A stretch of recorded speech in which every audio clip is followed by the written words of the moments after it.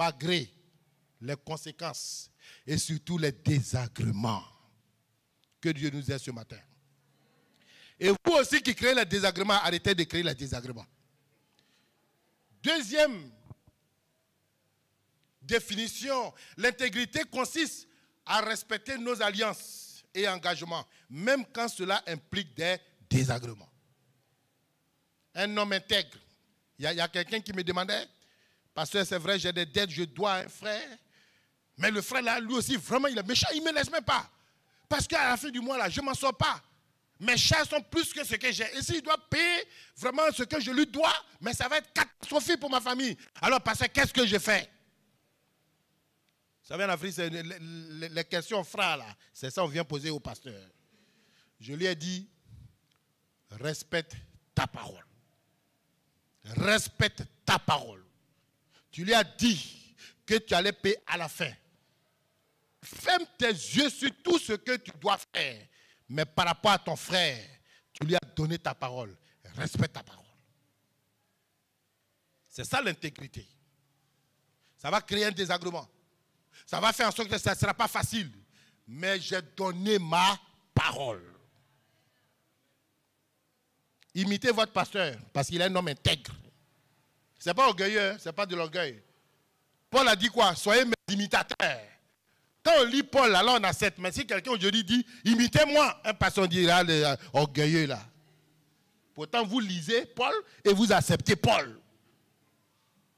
Tout ce que j'ai dit, j'allais faire tout au long du ministère. Avec mon équipe, on l'a fait. Quand on dit, on l'a fait. Moi, quand je vais faire quelque chose, j'annonce. Ce n'est pas de l'orgueil. Hein. Je vous dis, quand je suis arrivé de Côte d'Ivoire, je vous ai dit, le signal que je vous ai dit, j'ai dit, après Mboro, on ouvrira nos taux. Ce n'est pas de l'orgueil. Mais moi, quand j'annonce, ça me motive, ça m'engage. Et quand j'ai annoncé, je n'ai plus le temps pour m'amuser. Je suis consacré, je cherche les moyens spirituels, la prière, les moyens matériels, tout ce qu'il faut pour que je puisse faire ce que Dieu m'a mis à cœur. Voici un homme intègre. C'est pour ça que j'aime dire, si tu ne vas pas avec moi, ne te mets pas à travers le chemin. Dégage mon chemin, moi je vais continuer.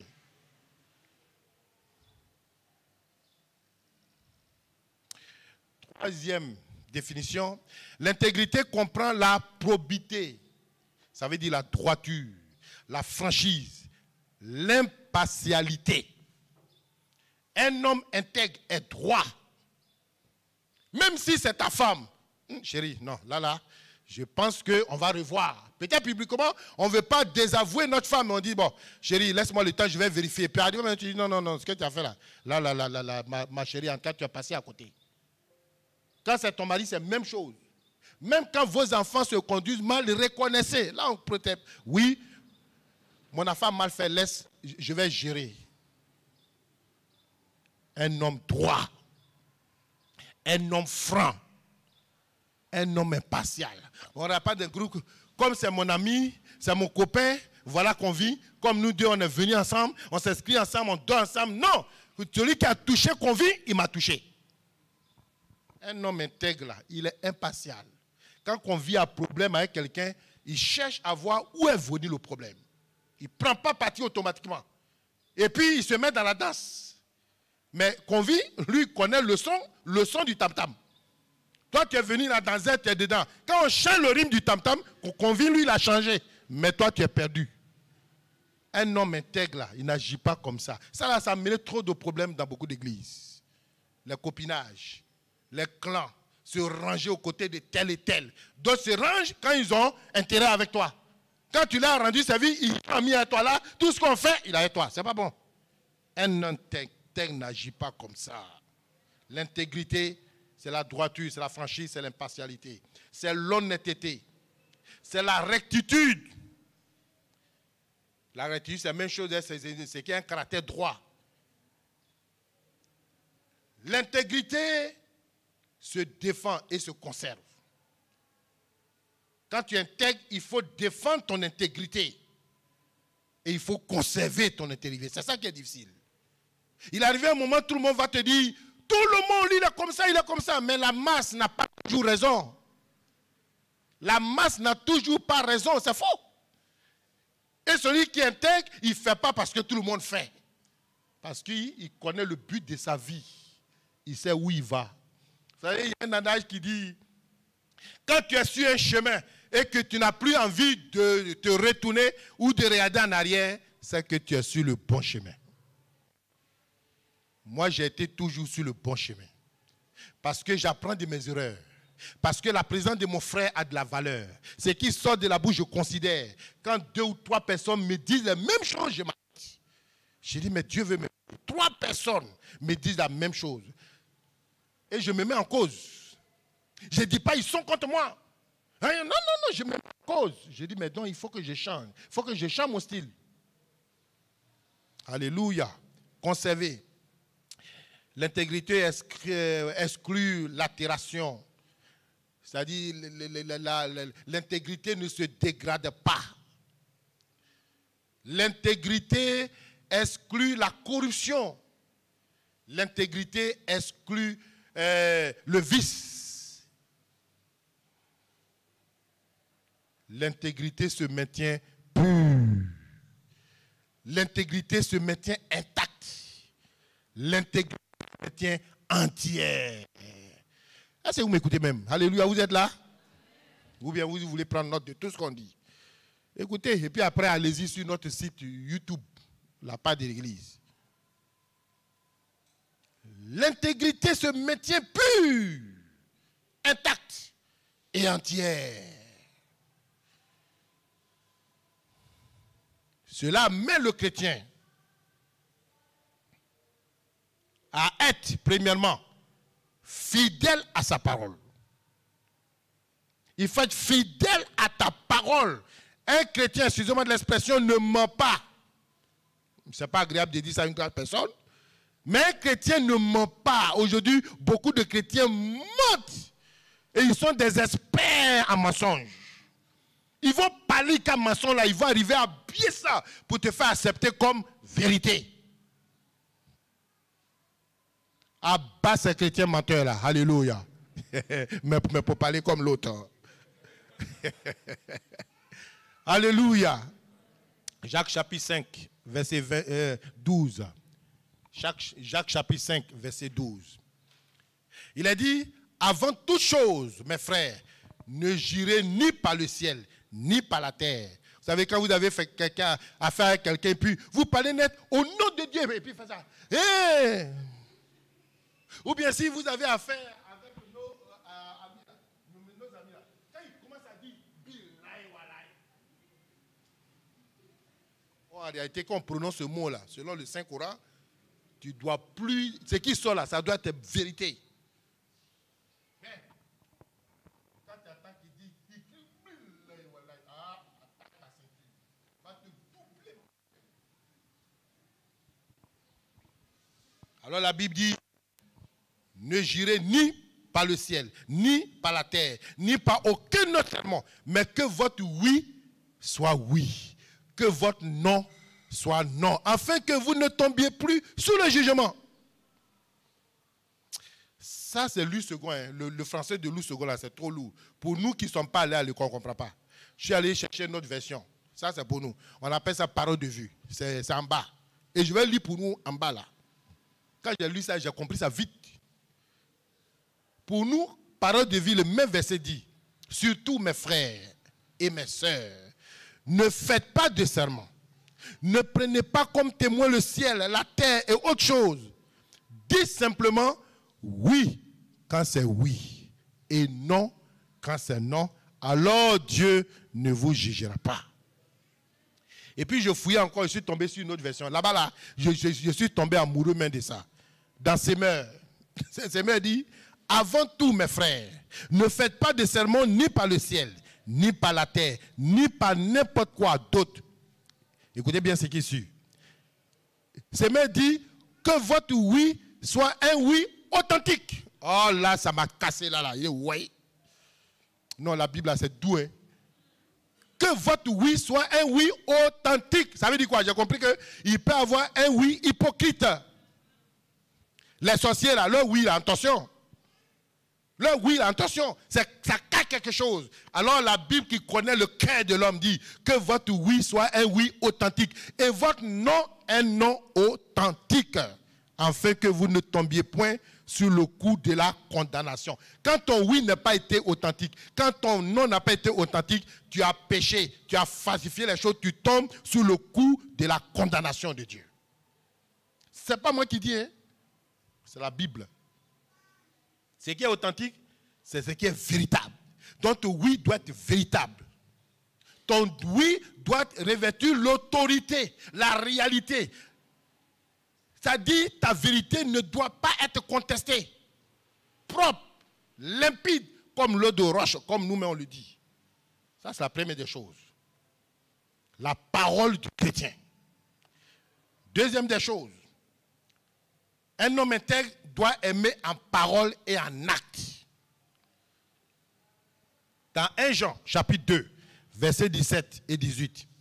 1 Jean, chapitre 2, versets 17 et 18. Il est dit, si quelqu'un possède les biens du monde et que voyant son frère dans le besoin, il lui ferme ses entrailles, comment l'amour de Dieu demeure-t-il en lui?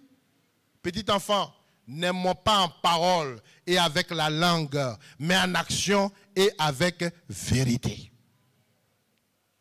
Alléluia. Est-ce que j'ai besoin d'expliquer ça encore? Très bien, donc on va avancer. Prenez un deuxième texte, Jacques chapitre 2, versets 17 et 18. Jacques chapitre 2, versets 17 et 18. Il est dit, il en est ainsi de la foi. Si elle n'a pas les œuvres, elle est morte en elle-même. Mais quelqu'un dira, toi tu as la foi et moi j'ai les œuvres. Montre-moi ta foi sans les œuvres et moi je te montrerai la foi par mes œuvres. On va terminer en voyant quelques attributs de l'intégrité. Quelques attributs de l'intégrité. Premièrement, l'intégrité est saine. L'intégrité est fortifiante. L'intégrité est heureuse ou bien elle est bénie. L'intégrité est bénie. C'est une bénédiction. Ça, c'est la première attribut. Si tu aimes la loi de Dieu, si tu cherches la sagesse qui vient d'en haut, ta vie sera agréable. Et un homme intègre, il cherche la loi de Dieu. Il cherche Dieu par-dessus autre chose. Et sa vie devient agréable, heureuse, une vie saine. Dans Somme numéro 119, verset 2, il est dit, heureux ceux qui gardent ses préceptes, qui le cherchent de tout leur cœur. Heureux ceux qui cherchent les préceptes, la loi de Dieu, ceux qui t'attachent, qui vont toujours se plonger dans la loi de Dieu. Qui cherchent de tout leur cœur. Dans Jacques chapitre 1, verset 25, Jacques nous dit que si quelqu'un écoute la parole et la met en pratique, il trouvera son bonheur dans son obéissance. Oh, j'adore ça. La bénédiction que tu vas avoir là, c'est à cause de ton obéissance au respect de cette loi de Dieu que tu auras ta bénédiction. Tu trouveras le bonheur dans son obéissance. Alléluia. Le second attribut de l'intégrité, c'est pour dire que si quelqu'un dit qu'il intègre et puis n'est pas béni, revoyez. Revoyez ça. Tu ne peux pas dire je suis intègre et puis tu n'es pas heureux, tu n'as pas une vie saine. Non, c'est qu'il y a un problème. Un homme intègre, il est libre, il n'a pas de chaîne, son esprit est libre, il sait le Seigneur. Il est toujours joyeux. Parce qu'on n'aura rien à lui reprocher. On n'aura rien à lui reprocher. Vous savez, le monde, au début, hein, il vient te pousser à l'erreur. Non. Je connais un pasteur qui est arrivé dans une église, et ça, c'est l'erreur, les erreurs que beaucoup de pasteurs commettent. Heureusement que ce n'est pas tous. Quand ils arrivent quelque part, ils viennent remplacer un collègue. Oh, il veut montrer que le collègue n'a rien fait. Oh, non, lui, l'église, il venait, il trouvait l'église, il a gâté l'église. Mais il y avait le péché partout. Il avait ceci. Quand il est venu, lui, il dit non, l'autre était là, il sanctionnait. Il faisait, on dit, il est méchant. Ouh! C'est comme aujourd'hui à Thiès. Oh! Quand vous entendez passer Bilé, Passer Bilé, lui là. L'autre est parti. Lui, il est venu rétablir tout. Quelque temps après, le péché a commencé à surgir. Il s'est passé dans cette église une des choses les plus abominables de mon existence que je n'ai jamais vues dans une église. Voilà un frère qui a marié, je crois que je vous ai conté ça, qui a marié sa femme et puis qui est allé en voyage. Et puis quelqu'un à l'église est allé coucher avec sa femme. Il a enceinté. Il a enceinté. Et le frère revient. Ce pasteur-là qui a décrié l'autre, parce que pour lui, il était dur. Lui, il est venu pour être l'âge, le Père Noël. Et on dit le bon, le pasteur, non, c'est ça un père. Un père, là, il ne rejette pas quelqu'un. Hein. Aujourd'hui, le mot, là, ça revient. Ne rejette pas, il accepte tout le monde. C'est faux, hein, ça, c'est pas biblique. L'autre est parti, on l'a blâmé. Lui qui est bon, là, voilà. Maintenant, le monsieur vient. Comment il va annoncer que ta femme a été enceinte par quelqu'un? Il a eu le courage. Il allait dire, non, il y a des hommes forts. Hein. Parce que moi-même, passer là, ce qu'il a fait là, c'est pas sûr que moi, je peux faire ça. Celui qui a été cocufié là, il a regardé sa femme. Il dit, bon, s'il a enceinté ma femme, ce n'est pas grave. Moi, je garde toujours ma femme. Si elle accouche, l'enfant commence à marcher, il vient prendre son enfant. J'ai applaudi le monsieur. Il dit, non, ça c'est un homme. Dieu, moi-même tu me connais, ça, je ne peux pas accepter ça. Et puis il est là, il m'appelle, il dit, pasteur, tu vois, oh, le Seigneur, quand Dieu est dans quelque chose, oh, il était hier. Il dit, pauvre pasteur, regarde. D'accord? L'enfant est né. L'enfant a fait à peine un an et demi. Ce dernier est venu encore. Deuxième grossesse. Finalement même, madame a ramassé ses bagages. Il allait s'asseoir chez ce dernier. Maintenant, il m'appelle, il pleure. J'ai dit non, lui qui t'a précédé là, c'était un faux pasteur. Mais toi, tu es en train de purifier l'église. Tu es en train de sanctifier l'église. Voici le résultat de la sanctification. Le résultat du bon pasteur là, qui tolère tout, le bon père là. Voilà. Il faut assumer. Quelle honte. Un homme intègre n'agit pas comme ça. On ne le corrompt pas. Un homme intègre, malgré le désagrément, malgré ce qui va arriver comme conséquence, il assume. Et ce sont les résultats qui font la différence. Notre thèse de base, Dieu est un soleil et un bouclier. Il ne refuse rien à ceux qui sont intègres. Mais dans notre monde, il y a un prix à payer. On te traitera de tous les noms, de tous les injures. Même des petits enfants même vont t'insulter. Mais garde la face, garde la tête haute, que tu saches pourquoi tu es là. Deuxième attribut, l'intégrité, c'est la stabilité et le courage moral. La stabilité et le courage. Et il faut être stable. Il ne faut pas être comme un caméléon. Quand tu arrives, tout le monde est jaune, tu te transformes en jaune.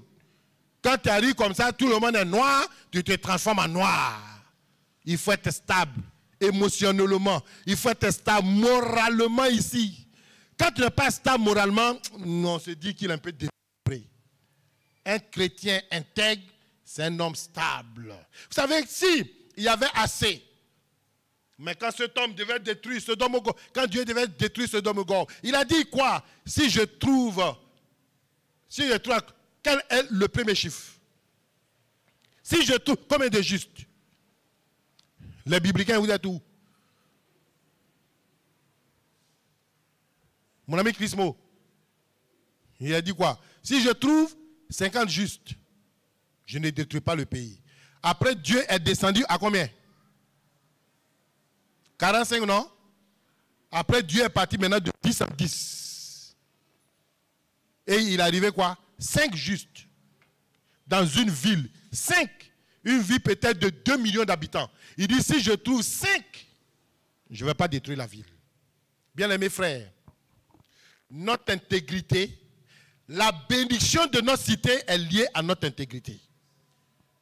Quand une église est dans un pays, que le pays n'est pas béni, l'église assume.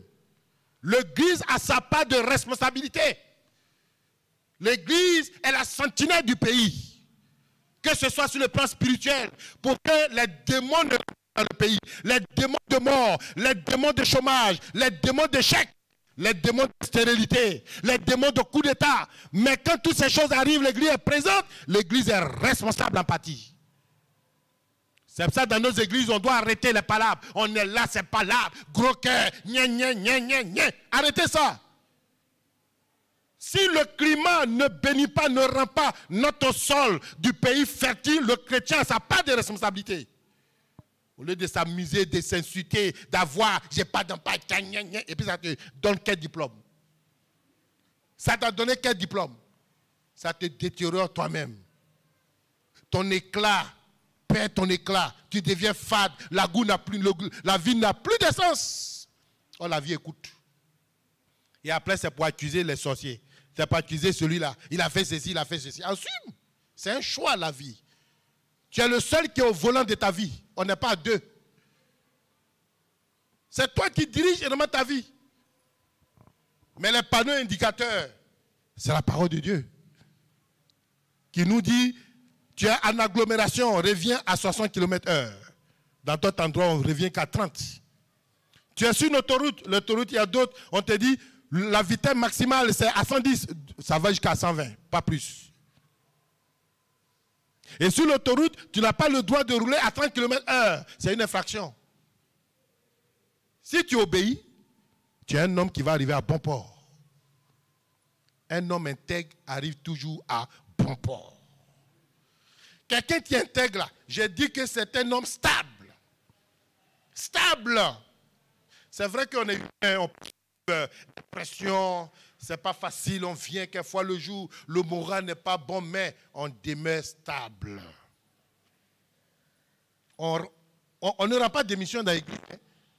Il y a des gens, quand ils sont de mode humain, je quitte. Non, c'est bon. Moi j'aime m'asseoir. Non, c'est bon. Non, c'est parce que tu ne veux pas que cet esprit te travaille. La Bible dit que le fer aiguise le fer. Et Dieu nous met en communauté pour qu'on se frotte. Il y a des gens, moi on ne me touche pas. Moi on ne marche pas sur mon pied. Ceux qui sont comme ça, là, ils vont avoir toujours leur entourage libéré. Des gens qui les fatiguent. Mais si tu comprends, tu apprends de ton erreur. Tu ne vas pas dire ce sont eux. Tu vas dire non, j'ai quelque chose à travailler. J'ai quelque chose à changer. Vous voyez, la vie chrétienne est simple. Jésus est venu, quand on frappait Jésus, c'était à cause de qui? En son temps, en leur temps, ils n'avaient pas de pâte dentifrice ni de brosse. À 6 h du matin, les gens crachent sur le visage de Jésus. Vous savez le parfum que ça donne? Il est venu nous sauver, c'est nous qui le crucifions. Pourquoi Jésus n'a pas dit, ça n'est assez, Seigneur, les ingrats comme ça là, je ne mérite pas ça. Regardez quand Ésaïe le décrit. Il était défiguré. Il est resté muette comme une brebis. Mais il pouvait dire, ça n'est assez, Seigneur, c'est bon comme ça. Mais parce qu'il a l'intégrité en personne, il allait au bout de sa mission. Moi, quand quelqu'un parle ça, là, j'ai dit, non, lui, là, il n'est pas mature. Un garçon, il affronte. Un garçon, il sort. Un garçon, il arrive à bord. C'est ça, on dit un homme. Un homme avec grand H, qui contient les deux sexes. Un homme intègre, il ne garde pas la journée des gens avec son humeur. Aujourd'hui, tu viens, c'est pas Alléluia, louons le Seigneur. Et puis demain, ton visage même là, pour te dire bonjour. Tu as quoi? Mais si c'est comme ça, reste à la maison. Voilà. Mais c'est mieux. Reste à la maison, il faut dormir. Et puis nous qui sommes venus adorer le Seigneur, on va adorer le Seigneur. On vient d'un but, nous mettre ensemble pour lui faire monter l'adoration. C'est tout. Maintenant, si tu n'as pas eu victoire quelque part, si tu n'as pas eu bénédiction quelque part, est-ce que c'est ma faute? Ce n'est pas de ma faute. Reste à la maison. Alors j'aimerais que ça change, frère. Je ne dis pas pour dire nous sommes comme ça. Ici, nous, on connaît le potentiel qu'on est. On connaît la valeur. Attention, l'ennemi nous guette, frère. Satan nous poursuit, nous tous. Une petite faille, il va rentrer. Il y a tellement de problèmes. Dieu veut qu'on multiplie les intègres. Dieu veut que Thiès soit le laboratoire, l'église Assemblée de Dieu de Thiès, soit le laboratoire qui fabrique les hommes et les femmes intègres pour le Sénégal. Alléluia. Pour le Sénégal, on a tout. On est des hommes et des femmes qui demeuraient dans la sainteté. Ça, on peut le dire avec fierté et reconnaissance, ce n'est pas l'orgueil. Ce n'est pas l'orgueil. Mais en même temps, on est prudent. On veille pour préserver nos acquis. Parce que ce à quoi on rend grâce à Seigneur, c'est l'ennemi peut venir pour taper là. Les gens qui aiment Dieu, des femmes qui aiment Dieu, malgré tout, malgré les difficultés, sont là, servent le Seigneur. Acceptons, changeons pour dire aujourd'hui, maintenant l'église de Thiès, on sera un laboratoire pour fabriquer les hommes et les femmes intègres. Alors soyez maintenant stables. Soyez stables par rapport à vos familles, à vos femmes, à vos maris. Soyez stables dans vos engagements. Soyez stables dans ce qu'on va faire. Oui, Dieu est toujours à nos côtés. Non, j'ai la parole de Somme 84. Revenez, les frères, technique, revenez. Somme 84. Dieu ne refuse rien à ceux qui demeurent toujours intègres. Ah, ça me réjouit le cœur. Ça me réjouit le cœur. Ça me réjouit le cœur. Même si on est dans un monde en détresse, dans un monde qui sont indifférents à Dieu, où l'immoralité n'a plus de limites, nous devons prendre refuge dans la parole de Dieu. Dans la réalité d'une sagesse divine, c'est lui, la haute sagesse. Nous devons prendre refuge dans la sécurité que Dieu nous apporte. C'est pour ça que celui qui intègre là, il ne tombe jamais. David est intègre. Il a dit, 1000 à mes côtés, 10 000, je ne serai jamais atteint. Parce que c'est un homme intègre. Et tout ce qu'il fait, lui, réussit. Somme numéro 19, verset 3 à 11. Somme numéro 19, verset 3 à 11. Il a dit, je veux garder tes statuts. Le psalmiste dit, ne m'abandonne pas entièrement. Comment le jeune homme rendra-t-il plus son entier en te dirigeant d'après sa parole? Il dit, je te cherche de tout mon cœur. Ne me laisse pas égarer loin de tes commandements. Et je sais ta parole. Je sais ta parole. Dans mon cœur. Si cette parole est le bouclier de mon cœur, je peux affirmer que je ne vais point pécher contre toi. Ce n'est pas de la prétention, mais c'est une parole de foi. Mais si cette parole n'est plus la protection de mon cœur, beaucoup de choses pourront rentrer. Et là, je pêche contre toi et je me verrai en danger. Pécher contre Dieu, c'est de s'exposer. Pécher contre Dieu, c'est de s'exposer. Ne pas pardonner à son frère, c'est de s'exposer. Exposer son cœur parce que tu as écarté la parole de Dieu. Mais le psalmiste a dit, je la serre dans mon cœur afin de ne point pécher contre toi. Quand elle est serrée, là je peux affirmer pour dire, je ne pécherai pas. Je peux regarder Satan droit dans les yeux pour dire, Satan, je ne pécherai pas. Alléluia. Troisième attribut que nous apporte l'intégrité, c'est notre foi et le but moral. Vous savez, une liberté n'a pas de sens si l'on n'a pas un objectif atteint. Ta liberté là n'a pas de valeur si dans ta liberté tu n'as pas un objectif. Tout être humain a besoin d'une direction, d'un chemin à suivre, d'un sens, ce qui donne un sens à notre vie.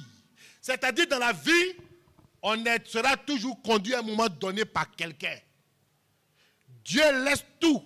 Quelquefois ta destinée là, Dieu laisse ça entre les mains de quelqu'un. Tout se joue à la décision de quelqu'un. Mais dans tout cela, il faut avoir un but à atteindre. Et c'est ça qui va te donner la direction. Il y a quelqu'un qui a dit un jour, et je l'ai dit tout à l'heure, quand tu marches et que tu n'as plus envie de te retourner, c'est que tu es sur la bonne voie. Quelquefois, essayez-vous, regardez votre vie vous-même. Regardez le chemin parcouru. Est-ce que vous êtes satisfait? Mais quand tu es un homme intègre et que tu t'arrêtes, tu regardes le parcours. Et quand il y a le sourire sur tes lèvres, rempli de souvenirs, quand je m'étais engagé, je n'avais pas été compris. Mais j'ai eu des injures. On m'a traité de tous les noms. Mais au finish, Dieu m'a fait triompher. Et tous ceux qui m'ont insulté, tous ceux qui ont dit quoi, célèbrent cette victoire. Voici comment les hommes intègres gagnent le dessus sur leurs ennemis. Ou sur ceux qui les maltraitent. Donc, réveillons-nous, frères. Changeons notre façon de penser. Moi, je vous ai dit, on a dit beaucoup de choses. Moi, à Thiès, ici, on a dit quoi? À passer un méchant. Même école de dimanche, on m'insultait. Oui, je suis venu. Oui, on a qu'à être ensemble. J'ai dit, je ne veux plus. Je ne veux plus. Et ça, cette fois-ci. Un jour, il y a une sœur qui m'a vu. Hé, pasteur, oui, on allait à un culte commun, mais je n'ai pas vu les assemblées de Dieu. J'ai été déçu. J'étais gênant. Chaque fois qu'elle me voyait, disait, alors ce jour-là, ça commençait à m'agacer. J'ai dit, ma soeur, tu sais, il n'y a pas que ça à faire. Il n'y a pas que ça à faire. Mais je suis surpris, mais qu'ils ne voient même pas dans quel état piteux ils ont mis la région. World Vision était ici. Le siège de World Vision, c'était là. Les anciens, on connaissait. Qu'est-ce qu'on a pu aider World Vision à laisser comme héritage? Aucune ville ouverte. On a fait des projets de millions de séminaires sur séminaires. Manger les millions, doubler les chiffres. Quand World Vision est parti, aujourd'hui, la région est dans quel état spirituel? Moi, je quitte mon pays, j'arrive. Dieu ouvre mes yeux. Il n'y a pas de problème. Je ne refuse pas la collaboration. Non. Mais pas à n'importe quel prix. Une collaboration qui veut me corrompre. Une collaboration qui veut vraiment m'amener, vraiment m'écarter la voie de Dieu. Je dis non. Je ne collabore pas avec un pasteur féticheur. Je ne collabore pas avec un pasteur trafiquant de diamants. Je refuse. Alors la soeur me regarde, j'ai dit, ok, maintenant essayons-nous, faisons. Vous êtes combien? Vous êtes 10. Oui. Mais le chemin parcouru, qu'est-ce que vous avez eu de plus que moi? Qu'est-ce que vous avez eu de plus que moi? Et j'ai vu que moi j'ai gagné sur vous. Ce que le Seigneur a besoin, c'est des ouvertures d'église. Ce n'est pas pour apparaître sur Facebook. Ce n'est pas pour montrer qu'on a baptisé 1000 chrétiens. Ce n'est pas ça. C'est d'ouvrir les églises, de marquer les territoires. C'est pour ça que notre président national, le révérend Diaye, fait de cela son combat. D'aller par la foi, on n'a pas les moyens, on s'installe, on crée une cellule et la cellule devient une église. Et l'année prochaine, on va ailleurs. Voici ce que moi, en tant que missionnaire, je comprends. Je ne vais plus dans les séminaires où on va manger, ça devient agapé, manger, et on ne met même pas en pratique ce qu'on apprend dans les séminaires. On ne s'évalue même pas. C'est comme si on va se retrouver parce qu'on a faim et il faut qu'on mange ensemble. Je ne vais plus. Mais à la fin, jugez-moi, regardez mon travail. Qui avance? Oui, je veux me maintenir intègre. Je vais être à l'écoute. Il y a un seul pasteur que je respecte ici. Le pasteur Marc. Il y a un ancien président de notre mouvement, quand je suis arrivé, il m'a dit une chose. Il a dit, tu vois, dans la collaboration avec certaines églises, la seule église qui est sincère dans sa collaboration avec nous, c'est l'église Bethel d'Okafor. Aujourd'hui, c'est devenu Aves. Et j'ai eu le cas de vérifier par la moralité de ce frère, ce pasteur qui est ici. Nous sommes la seule église. Il y a ces chrétiens qui font, ils disent non, nous on quitte l'église, on va aux AD. Mais moi je pars et puis je m'assois. Mais comme certains chrétiens le font. J'appelle le collègue. Tu as un fidèle qui dit, désormais il veut faire le culte. Qu'est-ce qui s'est passé là-bas? Et nous deux on parle. Il a dit, en fait, voici l'ouvrage. Et il me dit, non, il n'y a pas de problème, il faut le garder. Et tous ceux qui viennent, quand je les garde, il dit, ok, à tout moment, si vous voulez retourner dans votre église de base, je vous libère. Mais il y a combien de pasteurs qui le font ici? Il y a combien de pasteurs? Mais quand on chrétien arrive, mais on ne demande pas, qu'est-ce qu'il y a? Qu'est-ce qui s'est passé? Parce qu'ils sont à la recherche des chrétiens. Parce qu'ils sont des petites assemblées. Un homme intègre n'agit pas comme ça. Moi, j'ai beaucoup de respect pour ce pasteur. C'est un homme d'une intégrité, d'une morale. Il a une moralité sans fin, propre. Il n'est pas hypocrite. Vous pouvez être un homme très intelligent, frère. Vous pouvez être une personnalité attractive. Mais qu'est-ce que cela si vous n'avez pas de vision? Ça sert à quoi si vous n'avez pas de vision? Vous pouvez avoir toutes ces qualités et être responsable des départements dans cette église. Mais si vous n'avez pas de vision, ça sert à quoi? Tu es comme un figurant. Les hommes cherchent, l'église, les chrétiens aujourd'hui cherchent les pasteurs de vision. Moi, je suis un homme de vision. C'est pour ça que je ne corromps pas ma foi, je ne mâche pas n'importe quoi. Je n'avale pas n'importe quoi. Parce que je sais pourquoi je suis ici. Dans le chapitre 119 à 175 versets. Mais quand vous lisez ces versets et que vous les listez, on voit clairement que le psalmiste a un but qui apparaît dans tous ces versets. Premièrement, on sent qu'il a une ambition qui le domine. Ayez des ambitions qui vous dominent. On sent que le psalmiste a un appétit insatiable de vouloir obéir, de vouloir comprendre,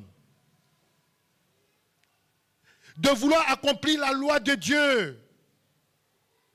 Tout au long du courant de sa vie, ce qui l'anime, la soif de pouvoir toujours accomplir la loi de Dieu. Jacques était un homme qui avait un but. Au début de son épître, il fait une déclaration. Chapitre 1, verset 1. Il a dit, Jacques, serviteur de Dieu et du Seigneur. Jésus-Christ, aux 12 tribus qui sont dans la... Oui, Jacques, serviteur du Dieu vivant et du Seigneur Jésus. Vous devez être capable de dire, moi, Jean, moi, Pierre, je suis serviteur du Dieu vivant. Ce n'est pas de l'orgueil. Et je vais terminer en disant, sachez que notre intégrité comme chrétien, comprenez ça, notre intégrité comme chrétien n'a pas de fin. L'intégrité ne prend pas fin. L'intégrité ne va pas à la retraite. L'intégrité n'est pas une intégrité de 5 ans. J'ai fini, c'est bon. L'intégrité n'a pas de fin. Il y a un proverbe chinois qui dit, n'aie pas peur d'avancer lentement, mais aie peur de rester immobile. Vous êtes là avec moi? N'aie pas peur d'avancer lentement, mais plutôt il faut avoir peur de rester immobile. Celui qui ne bouge plus, il est là. Il faut avoir peur de mon état d'immobilisme. On n'abandonne pas. Un homme intègre n'abandonne pas. Un homme intègre ne cède pas aux mauvais sentiments. C'est aux hommes intègres qui arriveront un jour devant le Seigneur. Les Ivoiriens, les pasteurs ivoiriens sont partis. Ils ont un adage que j'ai aimé. Ils disent, quand le chemin est dur, ce sont les durs qui marchent. Quand le chemin est dur, ce sont les durs qui marchent. Oh, je voulais entendre alléluia, c'est ça. Vous êtes dur, marchons. Le dur ne s'arrête pas. Le chemin dur là, si tu n'es pas dur, tu ne peux pas emprunter. Quand le chemin est dur, ce sont les durs qui marchent. Ce sont les hommes de défi. Martin Luther King a dit, vous savez, l'obscurité ne peut chasser l'obscurité. Seule la lumière le peut. Il dit, la haine ne peut pas chasser la haine. Seul l'amour le peut. Alléluia. Je vais dire ceci. Il peut arriver des moments, ça arrive. Nous sommes une communauté où quelqu'un peut avoir une faiblesse. Quelqu'un peut avoir ceci. Mais que la faiblesse de l'autre ne t'arrête pas dans ton élan. Ne te fais pas replier. Ne te fais pas rester à la maison. Ne te fais pas rétrograder. Lui, il est dans l'obscurité là. Ce n'est pas l'obscurité qui va chasser l'obscurité. Ce n'est pas l'obscurité qui va le délivrer. Mais c'est la lumière. La lumière ne recule pas. Mais la lumière avance pour éclairer celui qui est dans le mal. C'est ça. L'amour. C'est l'amour qui vient envahir la haine et transforme la haine en amour. Mais toi, tu décris que lui, là, il est comme ça. Et puis, tu n'es pas capable, toi, de changer. Lui qui est mauvais, son action mauvaise te décourage. Te fait rétrograder. Alors, vous deux là, qui est dans les ténèbres?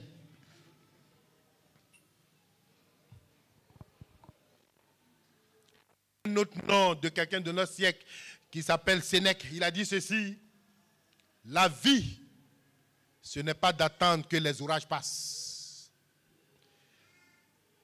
mais c'est d'apprendre à danser sous la pluie.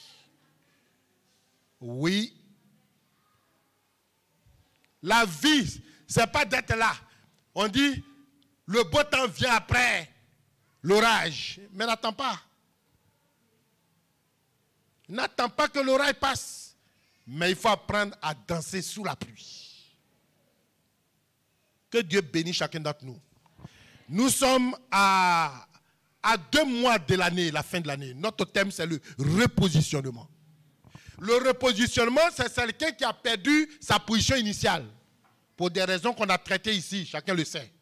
On a faibli, on a donné une ouverture à Satan, il nous a découragés et on fait une prière au Seigneur. Seigneur, repositionne-moi, place-moi à nouveau. Et le thème de cette année, Dieu l'a fait. Mais Dieu nous rappelle, à 2 mois, on peut être disqualifié. Vous savez, j'ai regardé une vidéo. Il y a des athlètes, je ne sais pas dans quel pays. Et puis il y a un athlète, il a couru, il était à quelques mètres, peut-être 3 mètres de la ligne d'arrivée. Et puis il était content, il a ralenti, il a fait ça. Un autre est venu, à moins de 4 mètres, il a perdu sa victoire. Parce qu'il a manqué de concentration jusqu'au bout. Il a fêté sa victoire avant même la victoire. Finalement, il a raté la victoire. Alors Dieu veut qu'on reste concentré, frère. Mon objectif n'était pas de dire, celui-là a fait ça. Non, c'est pour nous motiver tous ce matin. Le combat est là, à tous les niveaux. L'année a été difficile. Moi qui vous parle, votre pasteur, l'année a été très difficile pour moi. Parce que mes larmes ne peuvent pas couler. Le combat était dur, très dur. Arrivé des moments, il dit, Seigneur, qu'est-ce qui se passe? Mais Dieu, par ce message, me galvanise, me guérit moi-même pour dire que nous sommes à 2 mois. Et Dieu me rappelle moi-même de me maintenir intègre. Dieu m'a montré la valeur de l'intégrité. Retenez tout, vous pouvez tout oublier. Mais l'intégrité n'a pas de fin. Tu es dedans, tu es condamné à y aller jusqu'au bout. C'est ceux qui sont intègres qui vont attendre cette belle parole du Seigneur. Tout le monde ne l'attendra pas. Si vous l'attendez un jour, quel bonheur, quelle grâce, quand Dieu dira, bon et fidèle serviteur, rentre dans le repos de ton maître. J'aimerais que nous puissions nous lever, frères. N'attendons pas que l'orage passe. Peut-être l'orage ne va pas passer. Personne ne connaît la longueur, le temps de l'orage. C'est Dieu qui décide. L'orage vient d'en haut. N'attends pas, puisque tu n'es pas le maître, tu ne contrôles pas l'orage. N'attends pas. Mais apprends à danser sous l'orage. Alléluia. Le groupe Miska va nous conduire dans un bon chant. On va le chanter ensemble. Pour dire, Seigneur, parle-moi. Seigneur, aide-moi. On ne trahit pas quelqu'un, mais on trahit le Seigneur. On ne développe pas, mais il faut se développer soi-même. Et ce matin, chacun va dire, je vais me développer moi-même. Ça commence par ma manière de réfléchir, ma manière de penser, ma manière de voir les choses. Oh Seigneur, viens. Merci pour ta grâce ce matin. Jusqu'au bout, Alléluia. je veux te suivre dans les bons, les mauvais jours. À toi pour mourir et vivre. Oh, chantons ce beau cantique de prière. C'est pour toujours. Jusqu'au bout, jusqu'au bout.